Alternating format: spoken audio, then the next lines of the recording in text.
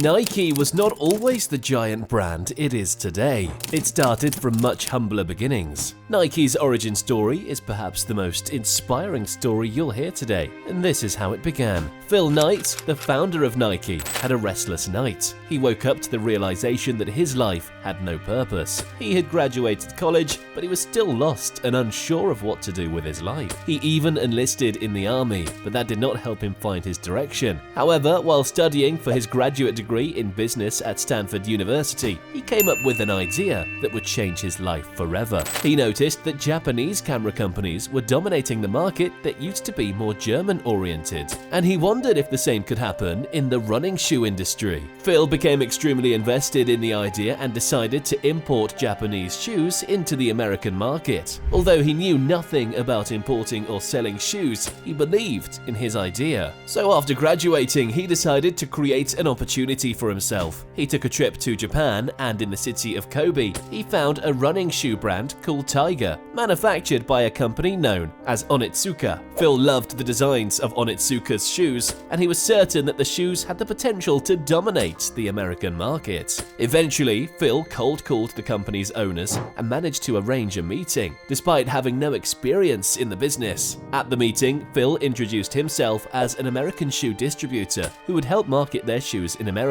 To impress the Japanese managers, Phil memorized lots of facts and statistics about the American shoe market, and they were certainly impressed. When they asked for the name of his company, Phil had to invent a name on the spot and said he represented Blue Ribbon Sports of Portland, Oregon. The Japanese company was so impressed that they asked Phil to be their distribution partner in the US, and Phil agreed. His dream was finally coming together, so he headed back to the United States, and after months of waiting for the shoe samples from Onitsuka, they finally arrived at Phil's doorstep. The first thing he did was show them to his old running coach, Bill Bowerman, the man who would later become Nike's co-founder. Bill was highly respected in the world of running and had always been obsessed with improving athletes' shoes, so he was naturally interested when Phil asked for his opinion on the shoes. After Phil Knight and Bill Bowerman became co-founders of Blue Ribbon Sports, they each invested $500 to order 300 pairs of shoes from Japan. Phil wrote a letter to Onitsuka asking if Blue Ribbon Sports could be the exclusive distributor of these Tiger shoes in the western United States. They agreed, and shortly after, in April 1964, a shipment of 300 Tiger shoes arrived from Japan.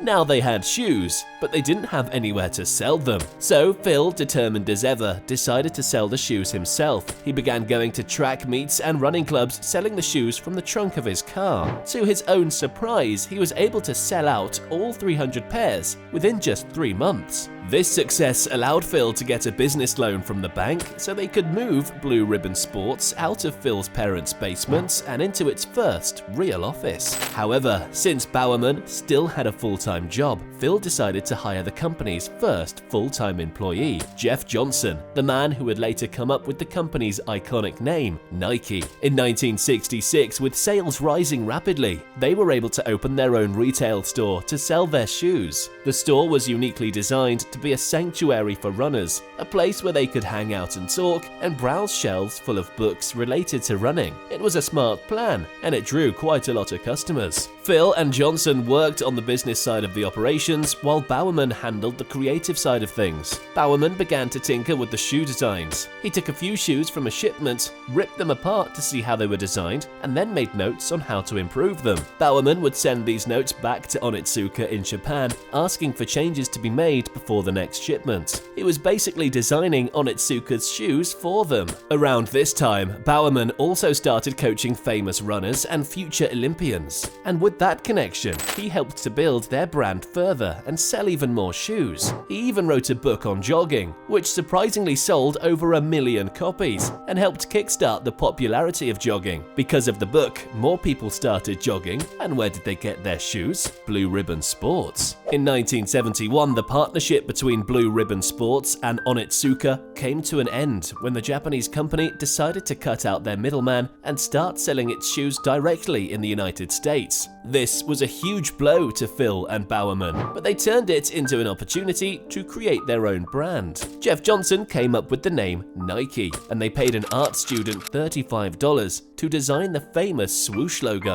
With that, Nike began by making its own shoes. Bowerman designed them, Jeff and Phil distributed, and surprisingly, they quickly gained popularity. But all was not well. Phil and his team had a new line of shoes, Nike, but no reliable manufacturer to produce them at an affordable price with good quality. After ending their partnership with Onitsuka, Phil realized he needed to inspire his team to see this as an opportunity rather than a crisis. He believed in their vision and knew that they could create their own successful brand if they just had the right manufacturers. So they worked hard to find the right manufacturer to make their shoes, this time with the Nike logo. The initial manufacturers they tested had quality control issues, but they kept looking until they found the right one. After a successful start, Onitsuka still haunted Nike, this time with a suit for breach of contract. Nike countersued, and after settling, they officially became Nike in 1971. Nike gained massive exposure at the 1972 Olympics thanks to Bowerman, and they continued to grow their sales. Nike's success started to attract unwanted attention from their competitors, and before they knew it, Nike was hit with a $25 million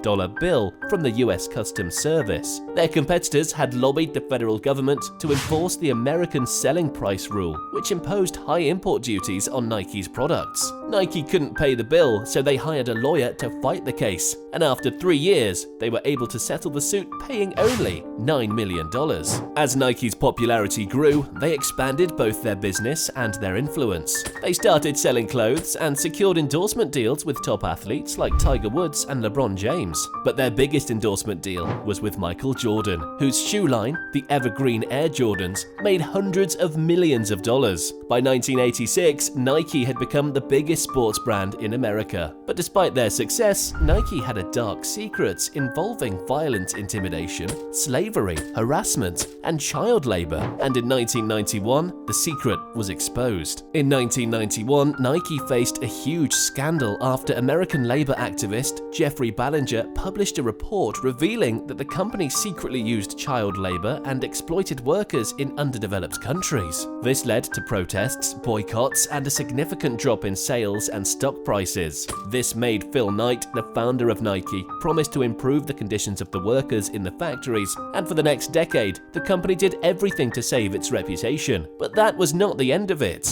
Allegations against Nike continued. In 2021, the European Centre for Constitutional and Human Rights filed a criminal complaint against the company, alleging that they benefited from the use of forced labor in China. But Phil Knight argued that other multinational companies also use overseas labor with questionable conditions. In 2018, after Nike launched a new ad campaign featuring former NFL player Colin Kaepernick, who was a controversial figure due to his protest against racial injustice and police brutality in America, there was a 2.5% drop in the company's stock price and boycotts. But that same ad gained support from millions of people around the world and ultimately resulted in more attention and profit for Nike, not to mention an Emmy Award for the most outstanding commercial. Nike is now worth $182.18 billion. But looking back at its humble beginnings, it's truly inspiring to see how far the company has come and how Phil Knight's persistence and determination paid off. Phil has recently retired as CEO of Nike, but the company is nowhere near done. Nike's and Phil's story are inseparable.